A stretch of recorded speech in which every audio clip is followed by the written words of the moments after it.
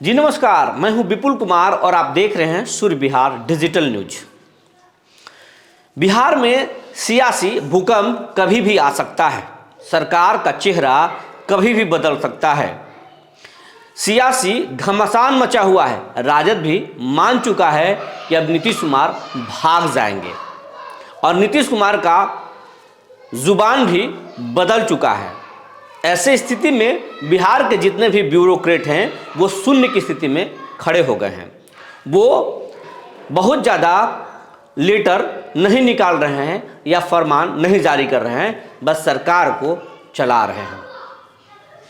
अब ऐसे में एक खबर निकलकर सामने आ रही है कि अगर अभी तक तो इस सरकार में के पाठक फरमान पर फरमान सुना रहे थे, लेकिन क्या जब नीतीश कुमार पाला बदल कर एक बार फिर बीजेपी के साथ जाएंगे तो के पाठक का यही हिटलर शाही आगे चल पाएगा?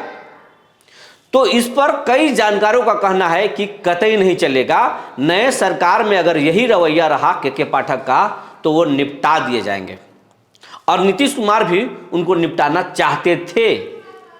कुछ दिन पहले जब एमएलसी के खिलाफ वो एक्शन ले रहे थे, विधायक के खिलाफ जब वो लीगल नोटिस जारी कर रहे थे, शिक्षकों के खिलाफ जब वो फरमान जारी कर रहे थे, तो नीतीश कुमार सोच लिए थे कि इनका कुछ इलाज करना पड़ेगा और इसी के लिए उन्होंने अपने अधिकारियों को बोलकर उन्हें कड़ी डांट भी पिलवाई थी, जिसके बाद और ये भी कह दिया था मुख्यमंत्री ने कि इनका इलाज अब जरूरी है। और इसकी भनक के पाठक को लगी थी तो वो छुट्टी पर भाग गए थे और बाद में फॉर्म 202 भरकर वो चर्चा में आ गए कि के पाठक सरकार से नाराज होकर अब शिक्षा विभाग छोड़ रहे थे। इसके बाद एक सिंपैथी की लहर भी पूरे बिहार भर में दौड़ गई और आम लोग कहने लगे कि शिक्षा में पाठक जी सुधार कर रहे थे और अचानक चले गए, इसमें सरकार गलत की है। लेकिन नीतीश कुमार ने एक चाल चला और चाल चलकर पहले अधिकारियों से उन्हें मनाने के लिए बोला, लेकिन जब वो नहीं माने तो पाठक जी को खुद सीएम ने राजी कर लिया। अब सीएम जब राजी किए पाठक जी को तो पाठक जी का कलेजा और चौड़ा हो गया। वो कुछ नहीं समझे और चौड़ा हो गया और आते ही आते बिहार के सभी डीएम को हड़का दिए। हड़काने के बाद कई और फरमान जारी कर दिए।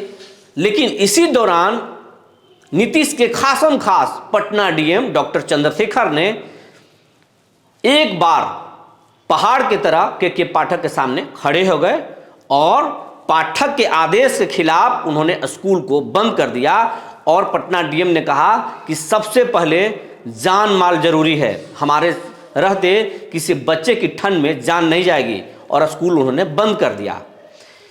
डीएम के खिलाफ के पाठक ने कई पत्राचार किए, उनके पदाधिकारियों ने पत्राचार किया, लेकिन डीएम अड़े रहे और डीएम ने यह भी कहा कि अगर कोई अधिकारी मेरे आदेश का उल्लंघन किया तो उन्हें जेल भी भेज देंगे। लेकिन आप सोचिए कि आप पटना डीएम इतना टाइट एक्शन खुद ले सकते थे? नहीं। तो इसका सच्चाई यह है कि पर्दे के पीछे मुख्यमंत्री का आशीर्वाद उन्हें प्राप्त है। तो आप समझ लीजिए, जब डीएम को मुख्यमंत्री का आशीर्वाद प्राप्त है तो फिर पाठक जी को कितना आशीर्वाद प्राप्त है। आखिर ऐसा पाठक जी को जब मनाए थे तो पटना डीएम उनके सामने कैसे खड़ा हो गए? फिर सीएम पटना डीएम के खिलाफ क्यों नहीं एक्शन लिए? जैसे राजद के मंत्री, शिक्षा मंत्री चंद्रशेखर को हटा दिए तो फिर डीएम पर क्यों एक्शन नहीं ले लिए? जबकि शिक्षा मंत्री के सामने डीएम एक मामूली आदमी है, मामूली अधिकारी है। लेकिन पटना डीएम अड़ गए और उसके बाद शिक्षा के पाठक को पीछे हटना पड़ा।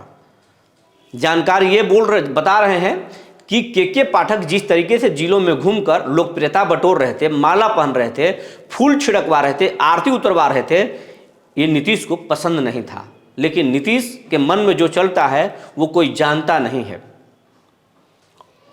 नीतीश कुमार उन्हें नाराज होने के बाद वापस बुलवाया, राजी कर लिया और बुला लिया। और अब नीतीश कुमार चाहते हैं कि पाठक जितना लोकप्रिय हुए हैं उतना बदनाम हो जाए। और पटना डीएम और के पाठक का जो विवाद है वो विवाद जनता में पाठक जी की बदनामी करा दिया है।